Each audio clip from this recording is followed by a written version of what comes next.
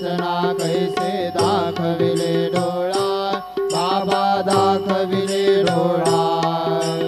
तुका म्हणे माझा स्वामी कृपाळू भोळा हो वाळू आरती माझ्या सद्गुरुनाथा माझ्या साईनाथा पाचाही तत्वांचा दीप लाविलाता आरती ज्ञान राजा महाकैवल्य तेजा सेविते साधु संत